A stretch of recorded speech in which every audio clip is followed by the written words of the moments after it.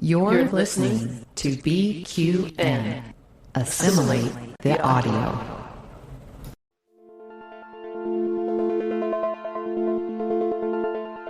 Infinite diversity.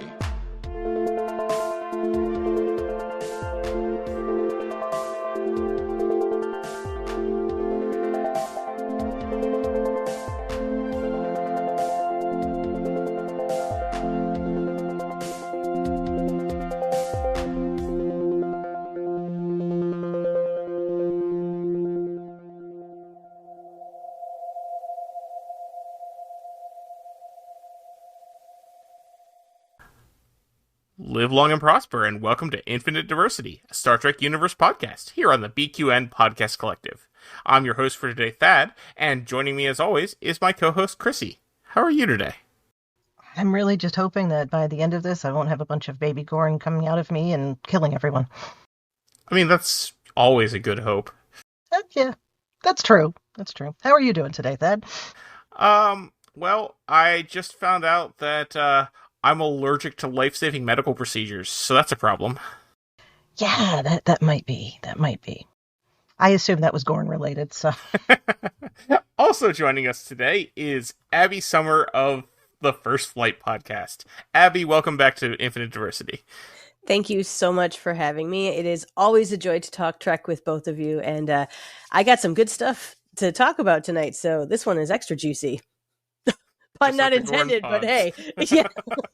As soon as I said it, I was like, oh, there's a lot of slime in this one.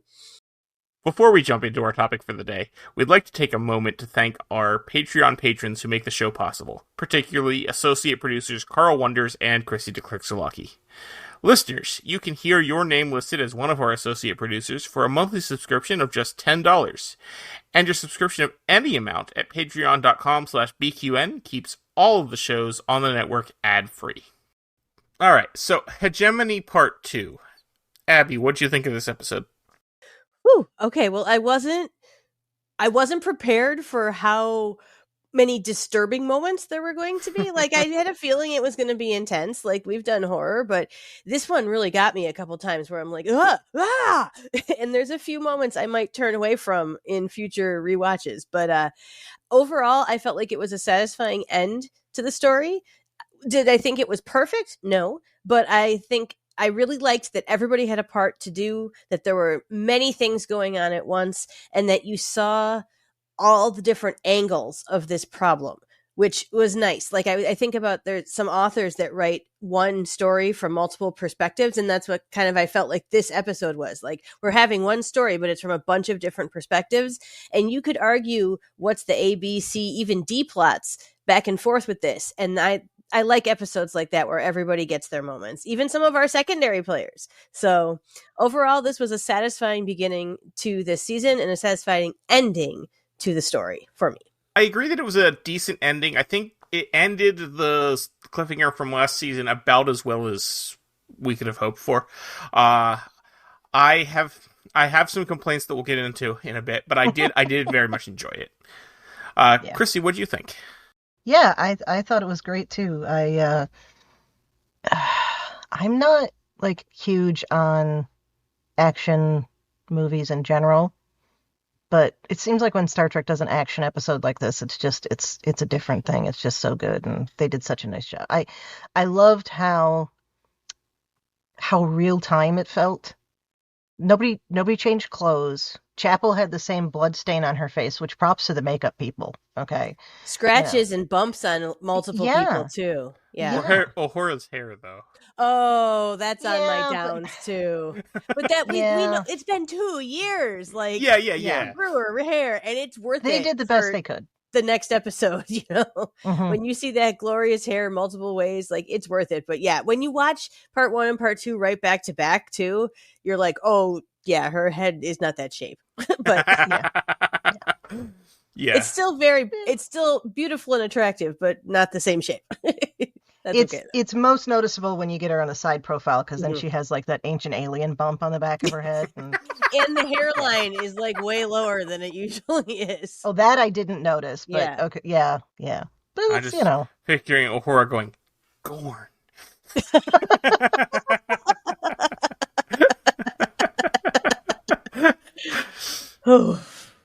I love that whenever I do one of these with you guys, I know I'm going to end with my face hurting from the smiles and laughs. Aw. I appreciate that. I agree. Same.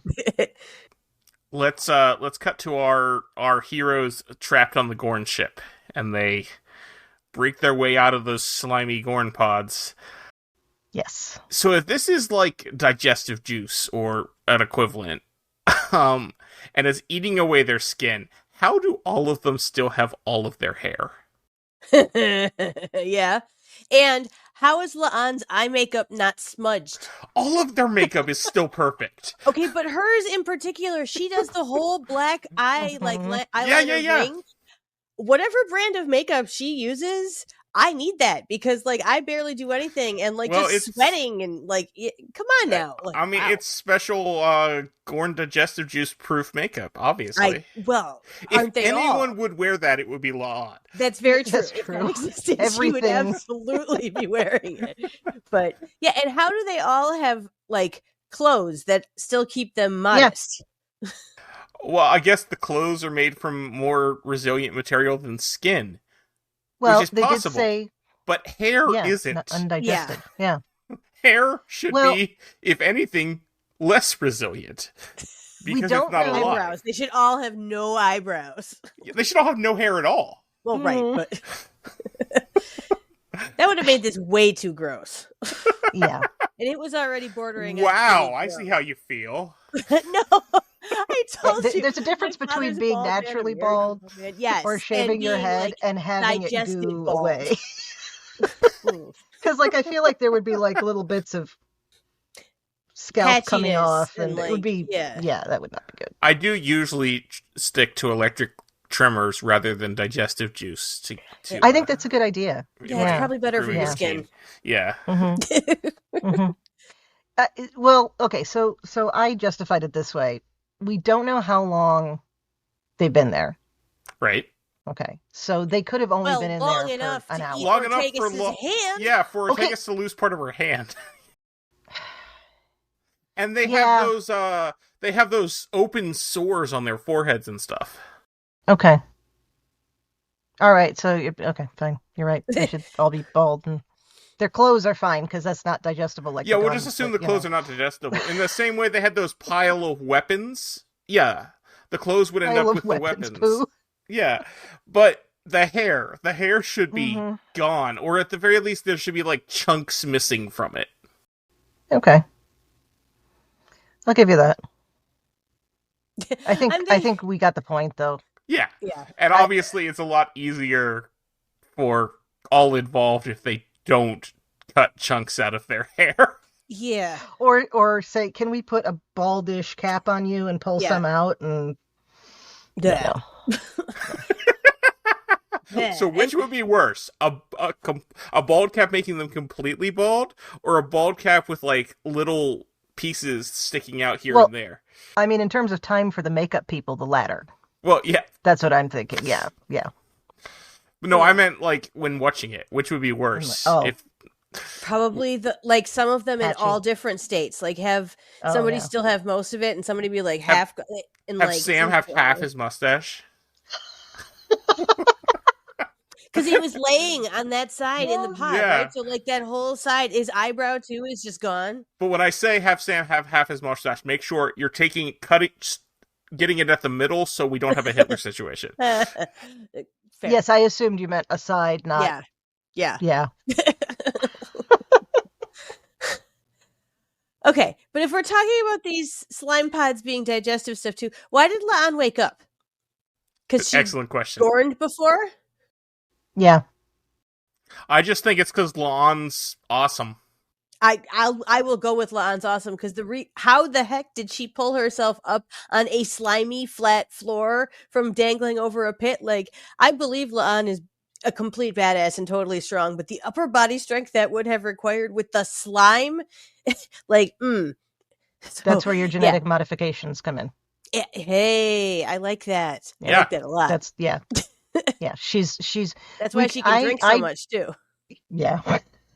Yeah, she's not personally genetically modified, and I'm sure it's been diluted over the years, but she does still have those weight. Yeah, I know. Yeah. It's inherited, but She still has some inherited traits from great granddaddy Khan. I'll take that. And I'll just take La'ana's just awesome too, because that's also fair and true. Ugh. But it's one of those things I'm like, when I first watched it the first time through, I didn't care about any of this, like, at all. I was just like, yes. Ah! Like, I am never going to watch Ortegas' hand reveal again. Like, I'm closing my eyes for that. Oh, yeah. And the way she says it gives me chills and will be like in my brain. But like, I didn't care about any of that stuff. I didn't care about the continuity. I probably would have eventually thought about the hair too, Thad, because you're right. I think about Star Trek hair too much. So, but yeah, I didn't care. But now I'm like, I just don't know why. Like, plot is the real answer. Yeah. Yeah. But I do wonder. Maybe there's more of it on the sides of the pod. So, like, Ortegas' hand. Okay, but again, foreheads. Yeah, well, I don't know. I have an unhealthy need to explain things. That's what it is. So, was anybody else reminded of Fire in the Sky with this? I don't know Fire in the Sky. D.B. Sweeney as Travis Walton, the logger that gets abducted by aliens in the 70s. It's been a long time since I've... Yeah. Okay. You want a good alien abduction horror movie? Fire in the Sky. All right, it's going back on the list. It was I think I was at a sleepover when I saw it. Oh my god, it's been probably since the early aughts that I've seen it. But oh yeah. Did you ever watch? This is going back a ways. Did you ever watch Strange Luck on the Fox Freaky Friday? It was a lead-in for X-Files for a couple of years. Nope. The guy was a lead. D.B. Sweeney was the lead in that. I actually did not watch X-Files live. I watched it That doesn't surprise me, actually, from what I know about your childhood. I mean, it ran long enough that I was old enough that I could have. That's true. It did run, yeah. But no, I didn't. But yeah, no, that probably was not a show that my parents would have been like, Dad, you should watch the X-Files. Well, there was a very strong Christian ethos coming out of Scully for some of it. So there's that. But anyway, so in Fire in the Sky, there's a scene when he's on the alien ship and he kind of has to rip himself out of a pod like that. Okay. It's like a skin that's over him. It's really, yeah. I was actually reminded of, and I don't think about this show very often anymore, but I was reminded of Gene Roddenberry's Andromeda, which is Gene Roddenberry's in name only. Yes, yeah. But that was the official title of the show, that. Gene Roddenberry's Andromeda. Yes. I thought a little bit of The Matrix when Neo wakes up in the pod too. I mean, it's not as slimy; it's more liquidy, but same kind of idea. Like you're waking up and you're like, bleh. Yeah, there were aliens in Andromeda that, very much inspired by Alien, would abduct people. They would lay their eggs in their stomach. They would also put them in those pods to digest them. So, like, just the same sort of situation. Well, and everything we see about the Gorn, including like the other plot where when you see Marie Batel's back and it's like Gorn bubbling, nasty. When you think back all the way to season 1, when you're seeing like what's it, Buckley starts bubbling, like bubbly pod type rip open things is 100% consistent with Gorn. Still disgusting. Like it's like hatchery back in Enterprise. Like nasty. It's full of slime. It's like eggy, orby, pulsy. At least this didn't trigger Pike's maternal instinct. That is true. But I don't believe he showered for the episode either. Just like Archer, they were both probably a little bit worse for the wear by the end of it all. Yeah, they were all looking a little grimy. Yeah. Well, but we called that out as consistent and good. Like they should be looking like that. But well, I mean, if you think about it, that whole like, is that even like 4 hours? Right. In time. So it makes sense. Yeah. Yeah. Yeah, because we assume this picks up immediately. Yeah, it does. Because it seems to. It's the same, situation. Yeah. So, yeah. And they had just gotten back to the ship. Right. So, and yeah. they were sleeping in the diner on the planet the night before, so they were already a little... Yeah, and Chapel was in the ruined Cayuga explosion. Yeah. other ship and fighting a Gorn, so she... Yeah. Well, and she and Spock got blasted out. That you might have a little stress sweating going on if you just get blasted out of an Spock didn't look too bad, but he's Spock. If he looked must, we would know it was really a dangerous situation. I think Spock's Vulcan hairstyle looks better this season than it has ever before. I agree. I mean, Ethan Peck's. Like, it looks a lot... He looks much more like Leonard Nimoy's hair this season than he did before. And we can also talk about how it's not just the hair on the top of his head that looks more like Leonard Nimoy. Yes, that is very true. That's next episode. All right, so I loved that La'an, you saw her have to center herself. That was really important to me because, if she had just come out and just been ready to go, no, this is going to be an oh crap moment. And she needs that. So she takes the moment, she centers, she focuses, and she thinks back to her training. You always get the doctor first, right? Okay, fantastic. And I love the reality of, Sam Kirk being Sam Kirk. Gets woken up and the first thing he does is puke his guts out. That seems very Sam Kirk. But I also love... Me too! Especially if I was full of digestive juice like this. Oh. But I love Sam in this whole thing. I love his xenoanthropology coming out. I love that he's brave. I love that he rushes in to save people. He said he wanted to redeem himself from the last time he had a Gorn. He did. He's got it. He's good. It's wonderful. He really he beat those Gorn and he didn't let them beat him. And I love that with Sam. Makes me real sad about the flying vomit in a couple of years. I know, right? I know. I was just thinking that. He's such a good character. To survive the Gorn and get taken out by a vomit pancake. Man. Didn't see it coming. Gorn are very big. I suppose so. And they make that clicking sound, which, carries so well.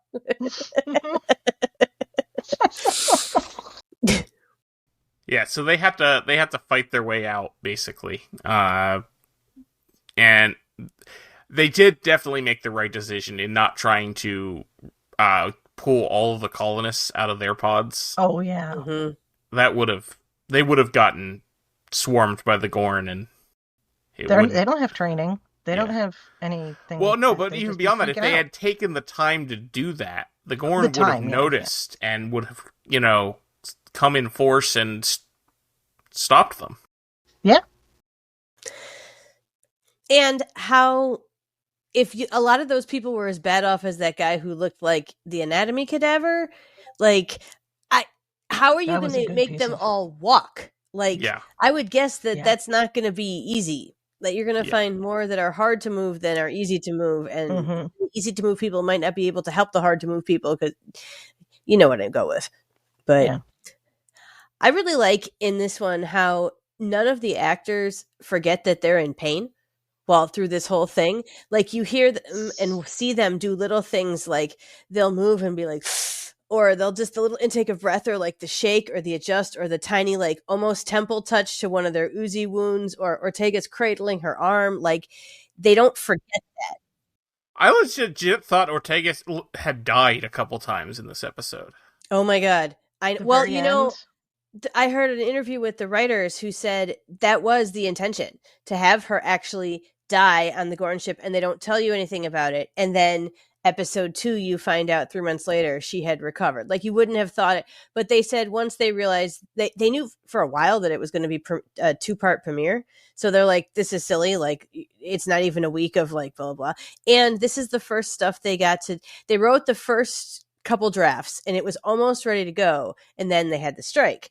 So that's when they started to get all the feedback, and they realized too that if they had killed off Ortegas even for a tiny little bit, that there would have been riots in the street, and rightfully so. I might have participated in that.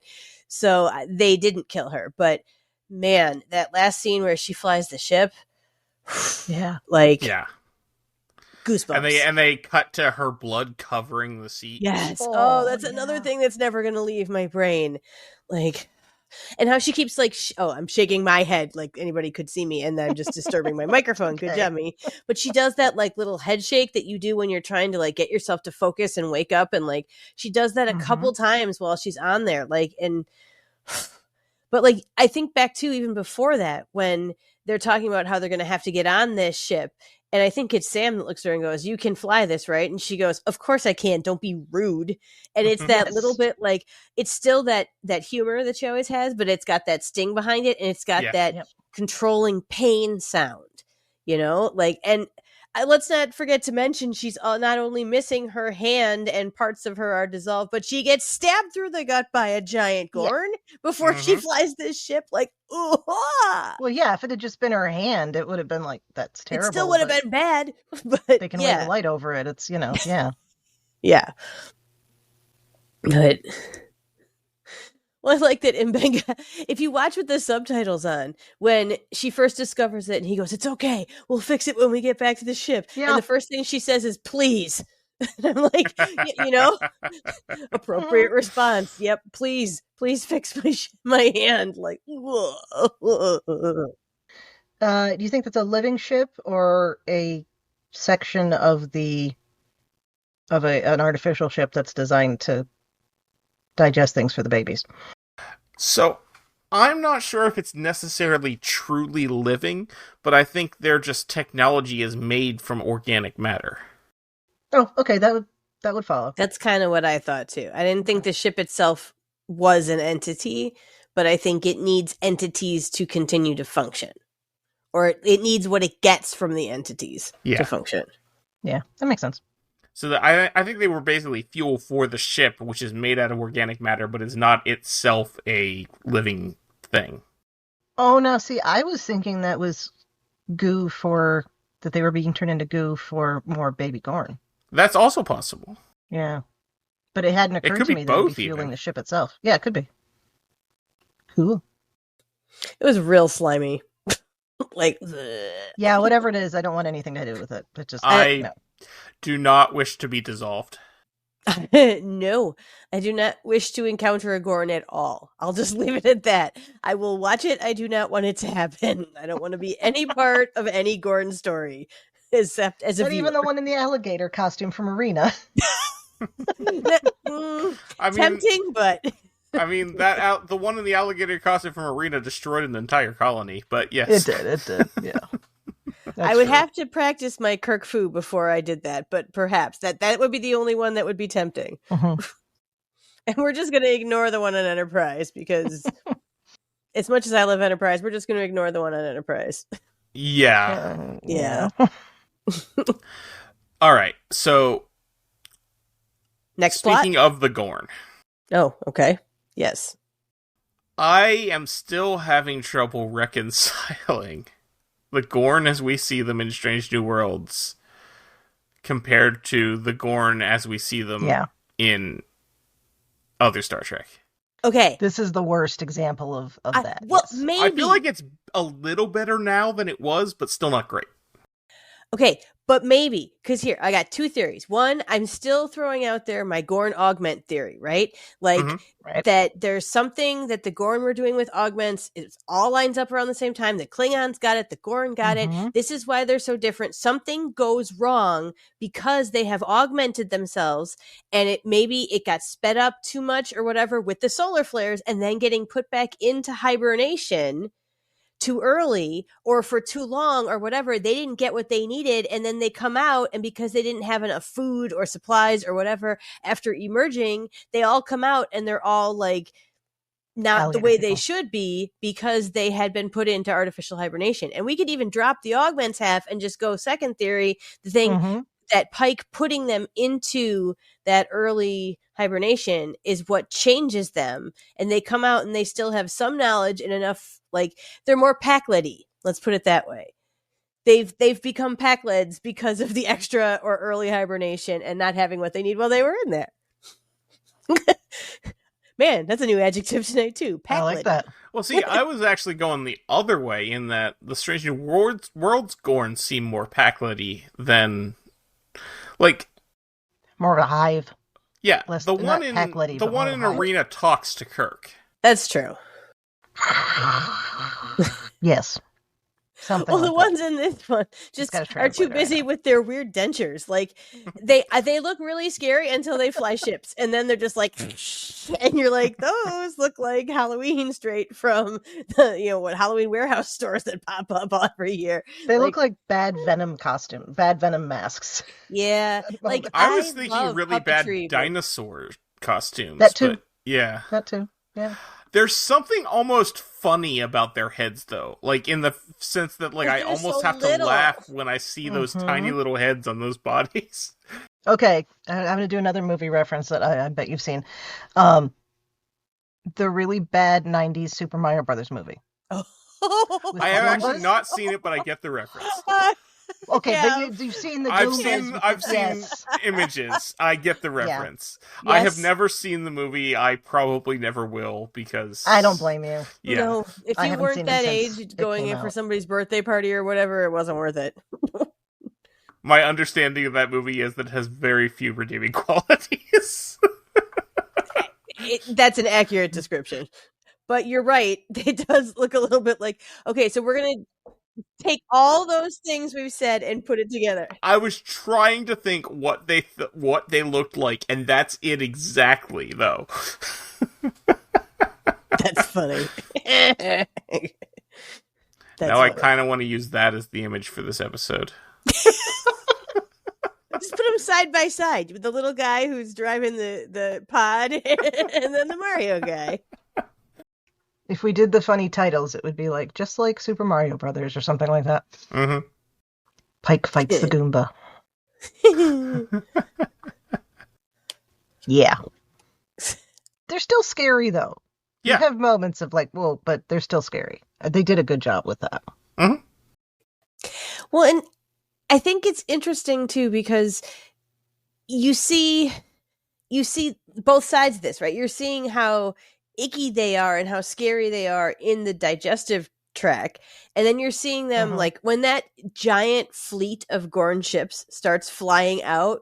You're just like, oh, that is not good. I mean, that's a lot of ships, and they seem very instinctive, very one-minded, single-focused, and they're just going in for the kill, and they've never seen anything less than that in all the Gorn episodes in Strange New Worlds. So there's definitely scary moments in here for sure, but they also have teeth that go.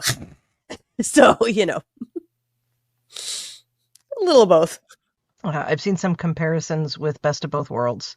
Yeah, in terms of the cliffhangeriness. If you you put Battelle in the Picard role, and the idea that they should be able to just surgically change things, remove it, but it can't. And and they put him to the sleep. Scariness.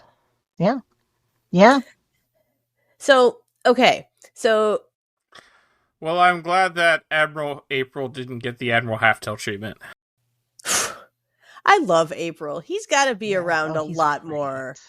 He's Oh, amazing. I know he's around for a while. Did anyone else have a He outlives flashback Pike. to Star Trek 4 when Pike says to him, "Oh, come on, Bob"? No, but now that you said Now that, I will. Yeah, now I will. That scene between the two of them is kind of amazing. Like, when you think about, they know each other. We've seen this since the very beginning of the first episode, that they are friends as well as coworkers. They know each other well enough to be on a first name basis and to stand up to each other a little differently than you would other people. Well, he was April's XO, wasn't he? Yeah. Yeah, so that's a huge difference, yeah. Yeah. So I like too that they're very real with each other, and that April knows to bring up Marie and ask, and that he can tell this. Pike is so conflicted in this one, and that's one of it's really, you see how exhausted he is by the end of this, and I think Anson Mount plays this so well that he is dealing with issues on so many fronts, and he's having to reach out to his crew and having to ask them for help because he is at capacity, and that is. I've seen people go, oh, he should be more like Kirk. He should be more like Sisko. He should be more like Picard. No, this is who he is. And reaching out and asking for help and ideas and collaborating is exactly what Pike is at his heart and exactly what you should do, and an excellent model for what people should do when they are feeling overwhelmed and at capacity. So bravo to Pike in this one. It's an argument against fraternization, which kind of goes with the whole Spock and Chapel thing that we'll get into, because you can't focus. He can't focus completely on how he needs to. Yeah.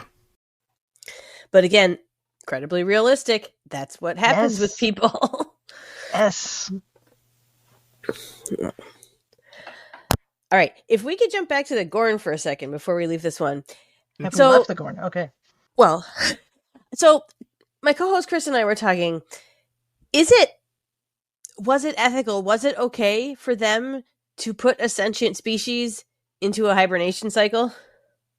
Like, I'm not saying it was a bad choice, but it feels like their free will was kind of co-opted here. I feel like this is an all's fair in love and war situation. Mm-hmm. Like, to just do it as a prank would be bad. True. But, like, you know, you're like, I'll show those Gorn, I'm gonna put them to sleep. It's gonna be hilarious. But if the Gorn are actively fighting you, then yes, I feel like that's a different situation. I think there's an argument to be had that it is more humane, if you'll excuse the human-centric term, than killing them. Agreed.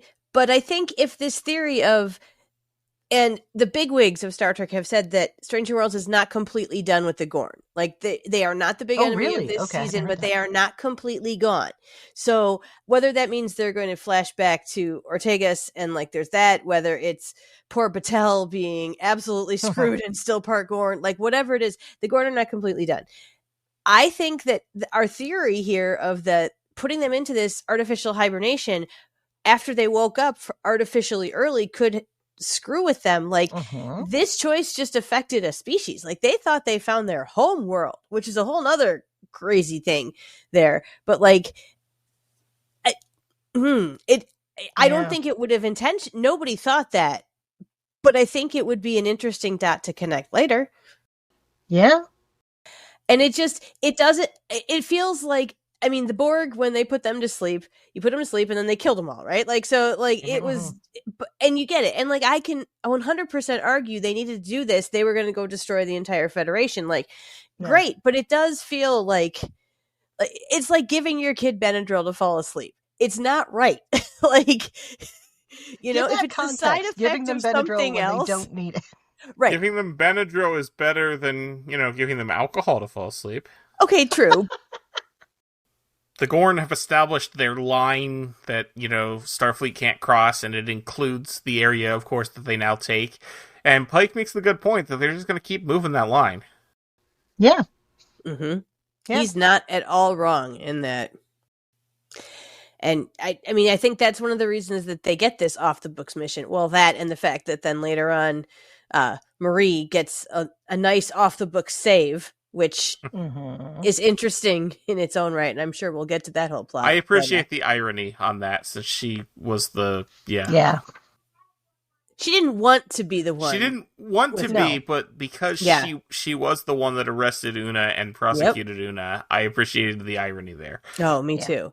Well, and I appreciate that as soon as she finds out later on, it's one of the first things she's like, are you serious? Like, why are you making this so much more complicated? Yep. Yeah. Well, I'm sure this won't in any way have any bearing on any future stories. I'm sure this is a one-off not at all. solution. She's so doomed. They won't come back to this at all. She's doomed. I'm sorry. So she's doomed. Like, I was actually expecting her to be dead by the end of this episode. Same. I now feel like we're in this, like, holding pattern, and she's still going to be dead by the end of the season.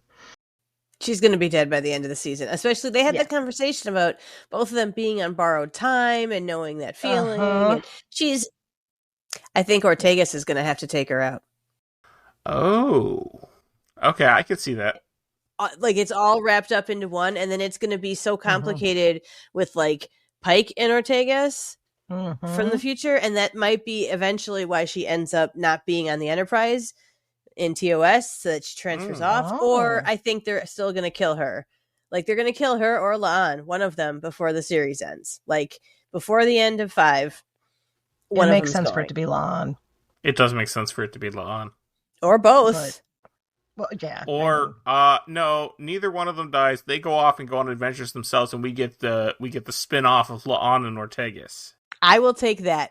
That's in the new miniseries I want. Yeah. Add that to the Bajoran Resistance, the founding of the Federation, the Temporal Cold War. Like, I got a list now.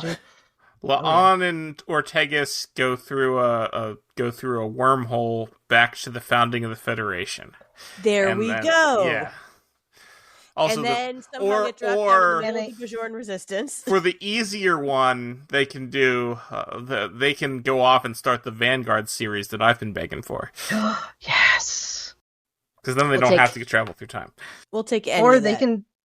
They would be great in Section 31, and then they could fix that. Just fix it. Just fix it. Well, if the two of them got drafted into Section 31, I 100% think the two of them would just come in, clean house, and fix that. Like, if anybody's going to, it's going to be them. All right, but if they're doing a Section 31 show, they're bringing Mbenga with them. Oh, and Una. Like, that's why she's only around that little bit. They're just all off. Yeah, because Mbenga, yes, is in that one episode of TOS, but that doesn't mean he's always on there. Shore leave. He's a special consultant. Yeah. Exactly. Yeah. But I mean, honestly, if we get through all of Strange New Worlds and we don't see Section 31 tapping La'an for something, I know people are like, Section 31's done to death, but that almost feels like missing something that is super obvious. I assume that Mbenga has already worked for Section 31 at least once. Oh, and yeah, because that's where he's got the super serum. Yeah. Or why he has and it, Yeah. And some of his pals that come looking for him. Yeah. Mm-hmm. We need to talk about that at the end of the second episode too, but if we ever get there. We will. All right. We're going to focus. We got a lot more to go. All right. God. So in this episode, the other thing that we should talk about would be Scotty creating the Scotty Gorn and Pelia camouflage. Are the balm that this episode needed, because it was so 100%. Heavy and so dark and so intense. And then they are just, whether it's picking at each other, whether it's inspiring each other, whether it's being emotionally vulnerable with each other, the two of them together are perfection. I want more of it, like injected in my veins. This is my new favorite mentor-mentee relationship in Trek, I think. Like, they both just nail it. I love when she pretends that it's too late and they're doomed. I know. So that he can finish I know. But she was right. Again, thank goodness for subtitles, because when he figures it out, he goes, "Oh, you," and then she starts talking over him, and I'm like, "What? Oh, it says minx." Got it. Because at first I couldn't tell, and I was like, "What did he?" Oh, okay. But then all that back and forth thing, they both are so good. I mean, Carol Kane especially really nails when she's back and forth and playing with someone who's at her level. So nice to see that. But then it turns on a dime when they're talking about his former CO going down with the Stardiver, and like, these are the people realizes, yes. And then both of them just flip that switch. Like, it is really beautiful to see. It makes me think of John Billingsley and Phlox, and how he could do the same thing, go from like jovial and joking and back and forth to dead serious in like a blink. And that is good acting for both of them. Good acting. But I love that she's pushing him and making him realize the circumstances he can work under. Yeah. Yeah. I never thought of, I mean, I guess it never occurred to me to think of Scotty as anything other than the miracle worker that we meet him as. But I never thought of him needing a mentor who was the miracle worker who taught him how to do it. And even when Pelia was introduced, it didn't occur to me that she would be playing that role. And I love it. She's teaching him how to be who he is. Yeah. Who we see him as later. And it's just, it's great. She's teaching him about himself and how to get the best out of himself, and like how to interact, and watching like both the scene when Pike comes to them and is asking about the EM pulse modulator, and then later on when they're on the bridge talking about becoming a star and all that, like you can see he's got so much knowledge, but how to interact with the commanding officer and how to make that work as his part in this whole machine of the ship was just perfection. And I love when he's talking about, like, you can't really make a star do much of anything. Like, it's oozing that Scotty we know in some ways, but just seeing, and that's what's so fun about a prequel, right? You get to see the building blocks and how they get there. And it's really doing a good job with Scotty. I mean, we've barely gotten to know him yet, but it's already, I mean, you see this and it's so cool. I love that they're setting this up. And the new science lab is pretty cool. Yes, it's great. I'm ready for a dolphin to be swimming in that water ring underneath. Apparently, the behind-the-scenes reason for this science lab was so that they didn't have to use the engineering set as much because they have to use the AR wall. The AR wall for that. Yeah. Hey, that works. Which is a shame because I really like that engineering set, but I do understand it, and the science lab set is cool. Yeah. It's real, and it looks like it would be a working functional lab. Like it has space to do different stuff in different places, and that's cool. And one of these days, there's going to be a dolphin, or a whale, dolphins or whales, a cetacean. We'll put it. A cetacean covers both. A cetacean. Both have their high points. A water mammal. But they have all been whales so far, because on Lower Decks they were beluga whales. That's true. Yeah, okay. And in Prodigy they were humpbacks. Even the whales are evil? Well, I love that line so much. Like, just the way he says it. But dolphins and whales are very closely related. And massively intelligent. Yeah. And in fact, orcas are actually dolphins, not whales. Interesting. Cool. Yeah. Did not know that. Just there's that cetacean fact for you today. I'm gonna have to bring that up to my older daughter. She's one of those kids who loves to bust out weird facts that make people go, oh. Like she's got books of them. So I'm like, I got one for you from Thad. So look at that. It's gonna make it even better. I guess, but killer whale sounds, cooler than killer dolphin, I guess. I read a book series about killer unicorns that was pretty cool. Like, you put killer in front of something that's normally like the cute thing of a group, and it's suddenly a whole different ball of wax. One of my favorite pieces of trivia about dolphins, though, is that there are fat dolphins that follow cruise ships around to eat the trash that they dump in the... Because they'll dump the food in like the trash food, organic. They're not just like littering. But right. But organic waste that's going to they'll dump things in the ocean. Yeah. So like the food scraps and whatnot, and there's just fat dolphins that follow the ships around and eat that. That's funny. It's like the fat squirrels on college campuses. Right. Exactly. Yeah. Anyways, so they're going to make themselves a star, right? Yeah. Yeah. Which is really cool, and they're just going to stop before it blows up. Yeah, just going to turn it off. Yeah.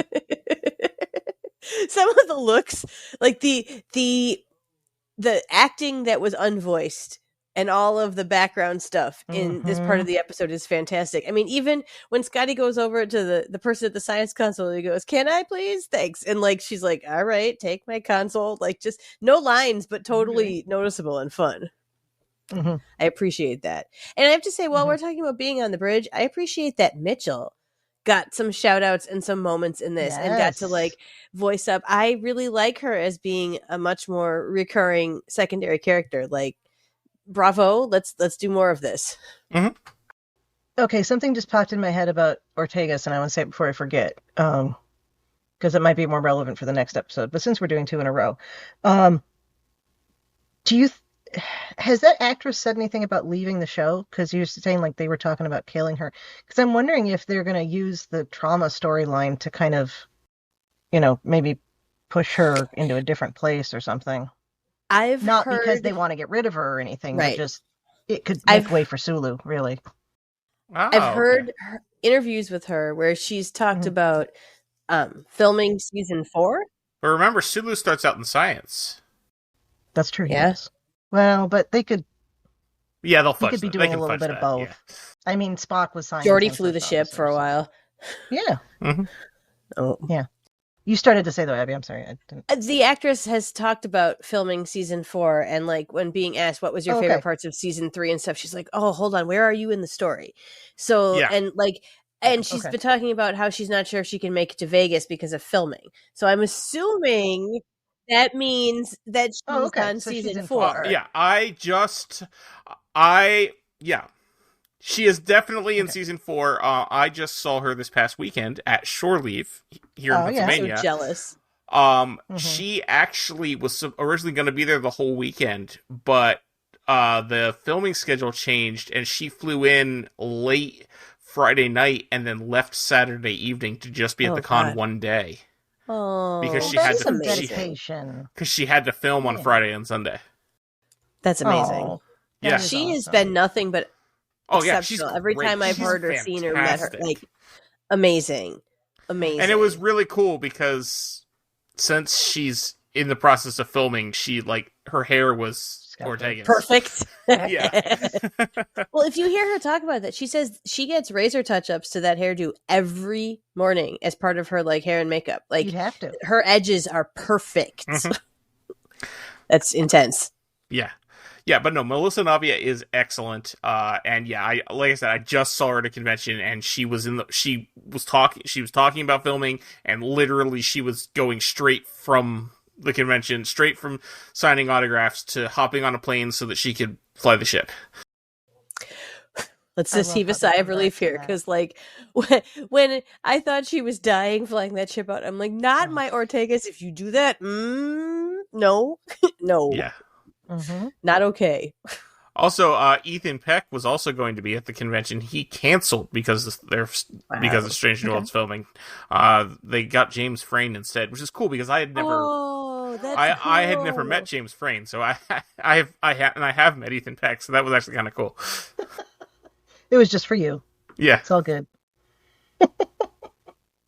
They swapped one Vulcan for another. It's fine. Yeah, basically. They're all just Vulcans. Which led to, I will say, probably the most eclectic Star Trek Q&A panel I have ever seen at a convention. It was Bonnie Gordon, Tracy Coco, Stephanie, and I am not going to try to pronounce her name. She played the Vulcan Tavine in Picard Season 3. Oh, yeah. D'Abruzzo, I think. It's a long name. It's a long Eastern European last name that I am not going to try to pronounce. James Frain and Melissa Navia. That is a jumble of people, but cool. They have all been in the franchise Star Trek. None of them have been on the same show, which is honestly very impressive that they managed to get a panel with that many people. People from Star Trek, none of whom have ever worked together. Actually, yeah. It's kind of funny. Yeah. That is fun. It's kind of awesome. I know I heard a panel in Chicago last fall that was the women movers and shakers, and it had Michelle Hurd, Gates McFadden, Tawny Newsome, and I think it was Celia. But it was just 4 awesome women. One of the best panels I've ever been to. Oh, yeah. Absolutely amazing. Absolutely amazing. All right. Should we finish up them becoming a star? Yes. Okay. Yeah, so they basically they become a star to convince the Gorn to go back into hibernation. Yeah. And it works. It works. And it gives them enough time to get the information from La'an once Ortegas is flying the ship, and she sends over that stuff she got out of the computer, and they can beam everybody away. And through the shields that are still up? Well, wasn't that why they needed the code? Oh, through Enterprise's shields. Yeah. I mean, because they were failing. Maybe it was the miracle of the beam out right before they failed. I mean, I'll hand wave it away, but I did think that. I'm like, wait a minute, how are they beaming them all? These shields are protecting them from the like face melting radiation. We've done enough face melting. Mm-hmm. Well, wasn't Scotty the one who ended up beaming them over from the little ship? Well, he is the miracle beamer, so right. So maybe he like did that thing where you drop the shields for 2.3 seconds and whatever it is, it works, and that's Yes. good. And Yeah. and poor April, he's like, we got your message, we're ready, everybody's ready to go, and he's like, never mind, we're good. Boy Who Cried Wolf, we're good. I mean, it really wasn't. There really was something that ended up not being a threat. It wasn't Boy Who Cried Wolf, but like, could you imagine being on all those ships that are suddenly mobilized to like come back and protect Earth? They're like, sorry, our bad. Go back to what you were doing before. Yeah. I mean, I'm sure everybody was really happy, but Yeah, and while all of this was happening, and all of the other things were happening, Spock and Chapel were trying to save Captain Batel. Yes. I really like that first scene between Batel and Chapel, where she's like, I've never been frozen before, and they're keeping it light at first, which is kind of how you've seen them be in the past, but then she brings the dead serious, like she did at the end of the first part, like, whatever it takes, don't let these Gorn take over this ship. And these are two fierce women, and I really appreciated seeing them be open with each other in that way. And it's almost like Batel is telling her, I forgive you ahead of time if I don't make it. And that is a gift. And for her to be thinking that and telling her that so explicitly beforehand is really, it shows what type of person she is. And it's a very captain-y thing to do, to create another adjective, because she's looking at it from the standpoint of losing somebody under her command. And losing somebody in a medical situation, and the similarities between those things. And yeah. I'm going to be sad to see her go. She's a good character. I know. All right. So before we get into like the long and the short of all this, can I also ask, she knows about putting people in the buffer. They couldn't have just put her in the buffer? I mean, don't they do that all the time these days? Is it because she was... And Chapel specifically knows about that because of the Cloak of War. Yeah. Exactly. Cloak of War. So, yeah. I mean, that's kind of, now that we know this about the transporter buffer, I feel like this is one of those questions I ask too often. And we know that we also know from season 1 that there is a specific transporter in sick bay. The dedicated power source. Yep. Yeah. I think the writers forgot. Plot. That's the answer also, again. Is plot. I mean, that's what it is. Plot. I mean, plot. Let's say that was the first simulation she ran, and there was a problem with it. My also thought. That's not a coherent sentence. I also thought that. Okay. So she's allergic to the stasis drugs. Yeah. Well, okay, but when she's in stasis, they won't be reacting while she's in stasis. They can treat her for the allergy as soon as they bring her out of stasis. It won't get worse. Unless the allergy is preventing the drugs from doing what they need to do to put her in stasis. Okay. Which is how I read That's it. what I thought. And I actually, and I may be pedantic here, but I didn't actually, she said allergy, and they treated it with epinephrine, which I loved. And a neutralizer, which yes. as someone with an allergy, I appreciate that. Yeah. But I took that less as Batel has that allergy than the Gorn are reacting to it, and it's being treated like an allergy. That's what I thought of too. That. Because they would have known if she would like drug allergies. I mean, her blood, well, she said that she had never done it before, so maybe. Oh, I hadn't thought about that too. I thought it was the Gorn thing, I hadn't thought about maybe the Gorn were allergic, which also makes sense. They're rejected. Yeah. Yeah, okay. Because if you think about it, it's just, an allergy is just your immune system overreacting. And if if the Gorn are controlling that or they're influencing it. Well, they said she's so integrated now, like. Yeah. Yeah.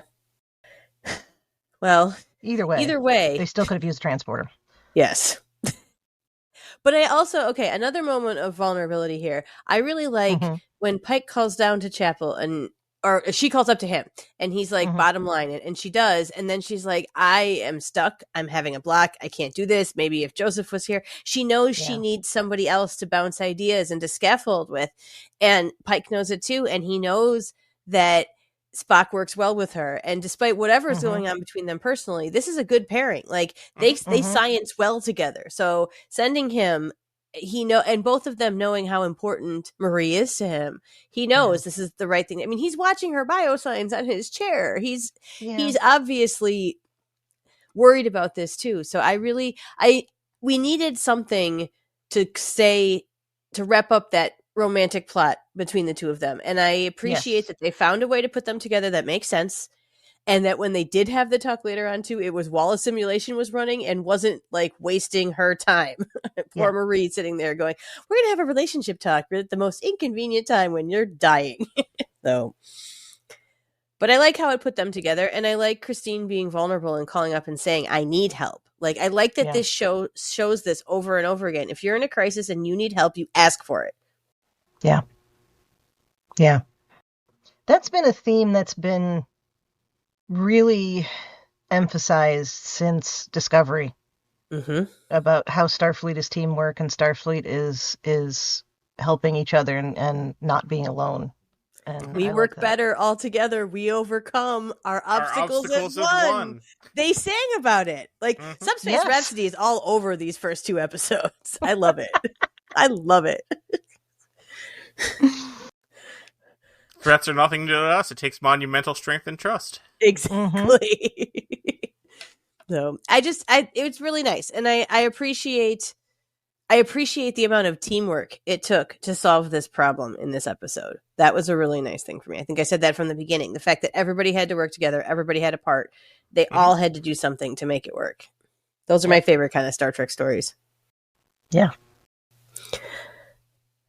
Well, and it wouldn't be me if I didn't point out the homage to the shower curtain containment suits that we had in this. Yes. I loved them. Like that reddish-orange color, the hexagonal tessellation pattern, like the funny hoods with the wind. Like, I love it. I love it. And I just rewatched The Naked Time the other night, so yeah. Well, right, you're in that TOS rewatch, so you would have gotten there. That's fun.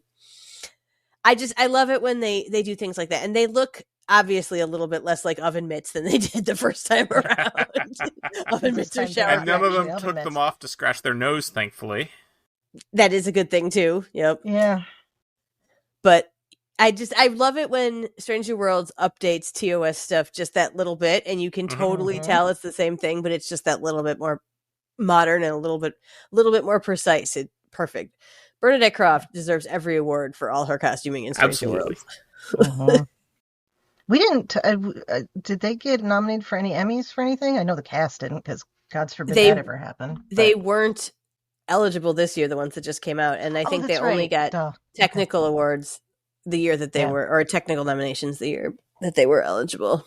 It's been too long since we've had Strange New Worlds. There was none last year. I forgot. So there you go. Next year, anyways. No, but this subplot is interesting, and I like that they when the first time I watched through and I went, oh, they're going to use Illyrian blood? That's smart, because it is smart. Like, they have this resource, and like we were saying before, it's off the books, so it's not going to matter. They're not going to get in trouble. Let's give it a shot. I really appreciated that, and I appreciated when they're going through all this, and then at the end, when Spock has a different idea of how to go, and they're talking back and forth about things with faith. And before, when we're on the bridge, Una's talking to Pike about focus on hope. Like, both of those things, and take faith however you mean, whether it be how Pike breaks down and prays at the end, or whatever you have faith in science, faith in humanity, faith in whatever, like to have a little faith and to focus on the hope. Man, that's a message that I need to hear these days. So it was really nice to have both of those pointed out when it seemed like their world was falling apart around them. You know, have a little faith and focus on hope. I think I'm going to be repeating that to myself many times in the next few years. So I really liked that in this heavy episode, that we did not forget that Star Trek-iness of it. I'm glad you brought that up. As someone who defines themselves as a recovering Catholic, right? It's so ingrained in you. And I love how we find out in the next episode that he was an altar boy. We'll get to that, but that just makes perfect sense too. But in those moments of not knowing what else to do, you do fall back to that. Mm-hmm. You know, it's not intentional, it's not hypocritical, it's not anything other than it's what you grew up with and what you understand. When my uncle was dying, a few years ago, nobody in the family's been to church in years. Like, I mean, we just all, it's not, nothing weird happened. We just all kind of fell away from the church, right? But the first thing, my mother sat down on the bed and she started going through the rosary, because that's what you do. And then we stood around there for 20 minutes debating whether or not he would want last rites. And we're like, well, I guess it couldn't hurt. Err on the side of caution. Yeah, it was a strange thing, but we all kind of just, his had been the first death in the family since my grandmother, and it was one that was like, there's a long gap in there, and that was when everybody kind of stopped going to church and everything. So, right. You know, but you still go back to that, and so I was right there with Pike. I understood. Yeah, that completely. no, it made perfect sense. Yeah, and even him saying, "All right, Dad, you won." Oh, you know, that's where I was leaking with him. Like, my eyes just filled. That was a powerful moment. That whole scene between them there, when his voice cracks, when he goes, you know, we can argue about how, I use the Silurian blood, and none of us are forgetting how that's not real cool, but just stop. Let me hold you. Like, I feel so sad that I feel like this is so doomed. Like, yeah. But I did like how they pulled back. Yeah. Well, yes, this is not going to be a very long-term relationship either way. So that's, yes. I was just going to say, I thought it was interesting, and I would like to see, as the season goes on, the final shot of this episode when it's the two of them and it pulls out and it's the two sons, and that they had just been between, like, beautiful. It was beautiful, but I wonder if it's some sort of visual metaphor that we will understand later too. Like, I feel like even just at the beginning here, you can feel they're laying crumbs, and that would be something that could easily be a crumb. Yeah. And I'll say, coming back to Pike praying for a second, I don't necessarily always like this phrase, but it does make me think of there are no atheists in foxholes. Yeah. Because obviously there are plenty of atheists in foxholes, like, but it's the same sort of thing. When you have nothing else, you will often fall back to something that's been deeply ingrained in you from... Yeah, I'm with you on that particular phrase, because my response to that is always, if you look at Arlington Cemetery, there's plenty of people who have the atom for the gravestone for atheists, and there's plenty of them. But in that way, it is that feeling, yeah.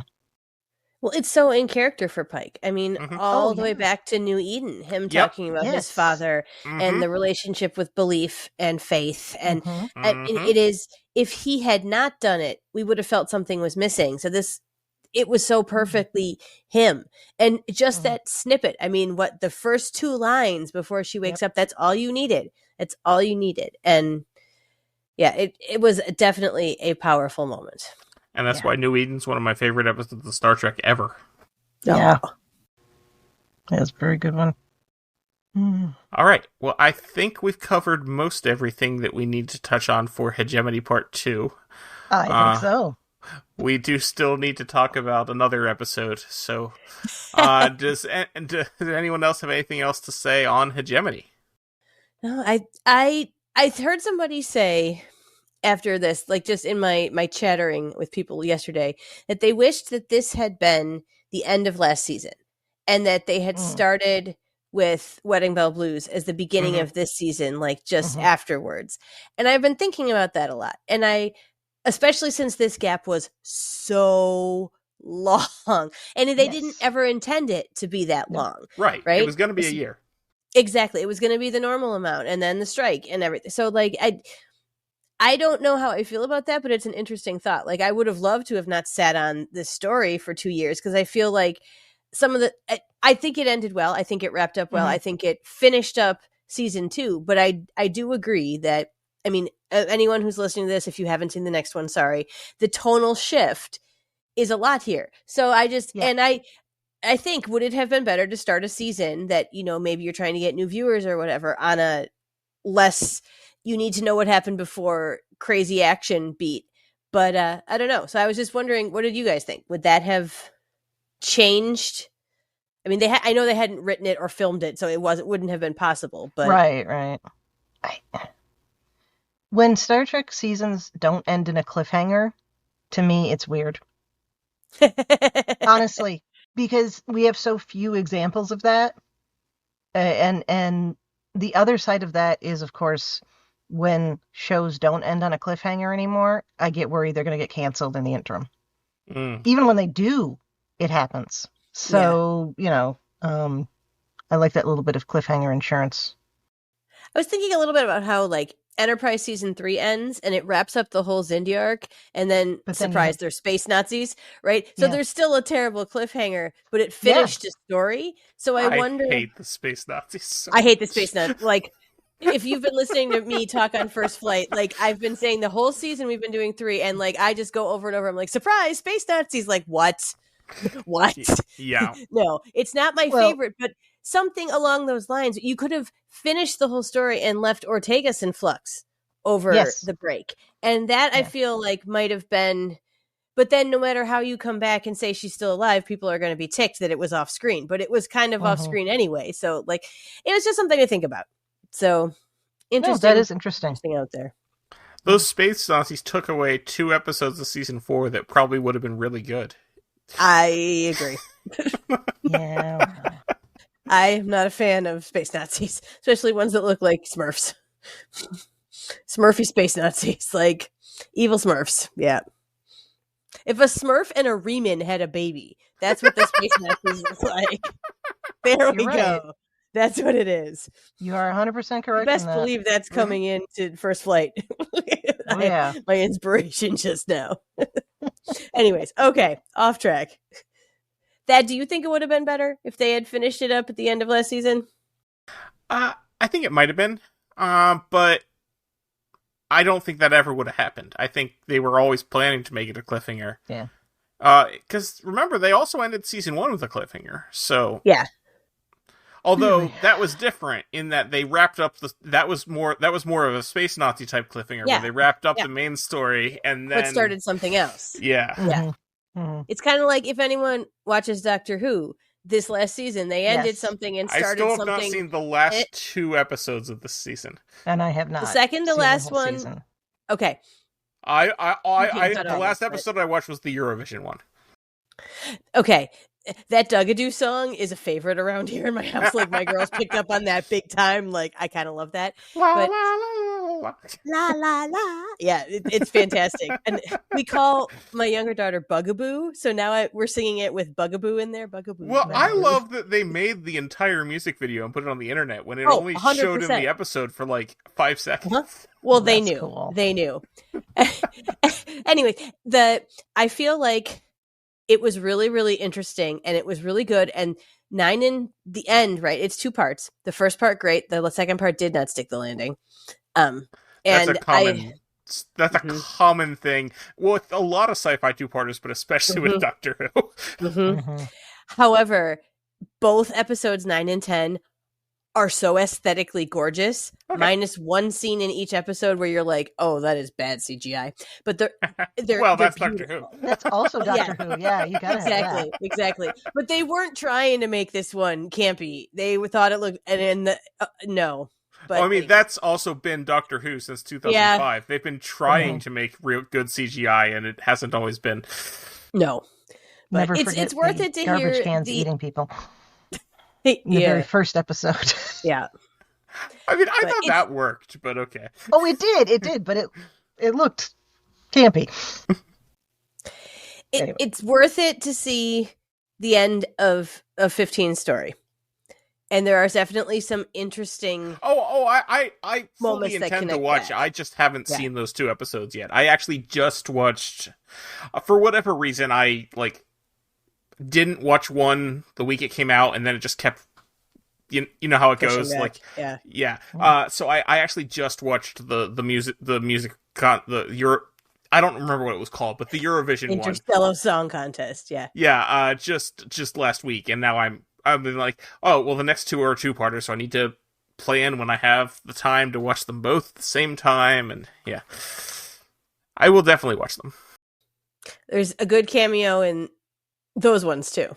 I did really enjoy this season. I really like 15 in general. Mm-hmm. I think it's a beautiful energy, and when you are done watching the season, I will send you a link to somebody who talked to a showrunner about what should have happened, and that would have been brilliant. Okay. Oh, I hate it when that happens. I know. So, yeah. Anyways. Abby, thank you so much for joining us. Where can listeners find you online? Do you have any work you want to mention? Well, as you've heard me refer to a couple times, I have a podcast called First Flight. It's an Enterprise rewatch podcast, and my co-host Chris and I are going through each episode and throwing out our thoughts and feelings on it, our pros and decons, and we throw out some bonus content too. We've got a Trek of the Month where we pick thematic episodes for that calendar month. We've got some reviews and bonus episodes. We're celebrating Prodigy July, where we rewatched season 2 of Prodigy with our own progeny and threw up some episodes about us talking with them about that, which has been really fun. So come find me if you like listening to me over there. And then on all the socials, I'm Abby M. Sommer. That's SOMMER, not like the season. All right. Chrissie, where can people find you when you're not throwing up digestive fluid? Oh, sorry. Which I guess technically would happen anytime someone throws up. Yeah. Well, I try not to do that too often. And never on purpose. So that was the perfect reaction for him, though. It was so right. Sam. Yeah. Yes, in addition to here on Infinite Diversity, you can find me on History with Szilagyi's podcast here on the BQN. That's our short history podcast I do with my fellow historian partner, Jason. And I'm also happy to chat about our shows in the BQN Collective on Facebook and in the Discord. And I'm on the various socials as the Goddess Livia. That's TheGoddessLivia, where you can see my opinions about Star Trek history and leftist politics, as long as I'm still allowed to put those opinions out there. Wait. Right. Thad, where can people find you when you're not trying to figure out how to light up the ship like a sun? Well, the best place to find all of my stuff, because I decided to get fancy recently, and registered, and was jealous of all the people on Blue Sky who were registering their own domains. So, you can go to tyrannicus.net, that's TYRANICUS.net, and it has links to everywhere you can find me, podcasts, socials, etc. You can also find me on Blue Sky at the same name. But there's a link to that from tyrannicus.net. Just have to remember one thing. That's good. Exactly. And speaking of remembering things, don't forget about all of our other great shows here on the BQN. And here's a recording of Amy to tell you all about them. What shows are on BQN, you ask? Well, here's a rundown of some podcasts you might be interested in. All Good Things, a Star Trek Universe podcast covering all of Trek, hosted by Amy, Christos, Kelvin, and Kristen. Whether you've got Xbox or Nintendo, check out Bargain Bin Gamer, a YouTube show hosted by Davey and Mitch, self-proclaimed gamers who specializes in reviewing and showcasing affordable video games. Grab your popcorn as you listen to Cinema Z, a film discussion and review podcast showcasing films you probably missed but should definitely check out. Hosted by Mark and Matt. Don your apron for the Food Replicator, where Matthew eats and drinks his way through Star Trek cocktail and 3 cookbooks. Beam aboard Galaxy Class, a Star Trek Next Generation podcast covering all of TNG, hosted by Steven. In order to not repeat it, listen to History with the Szilagys, a snippet of historical events from around the world, hosted by Chrissie and Jason. For the newest Trek coverage, check out Infinite Diversity, hosted by Chrissie and Thad. Curl up with a good book and delve into beta canon with Peter, host of the Trek Book Club on Twitter and Blue Sky, and his companion Trek Book Club podcast. Test your Trek knowledge with Treksperts Quiz, a Star Trek quiz show hosted and written by Davey and MC. If you're a member of Starfleet Federation or Planetary Union, go check out Union Federation, covering current Star Trek and the Orville, which we all know is really a Trek show, hosted by Kyle, Kevin, Amy, and Haley. Head over to YouTube and watch The View Screen live on Sundays, your Trek-inspired talk show hosted by Calvin and Amy, with new 8-week seasons in the spring and fall.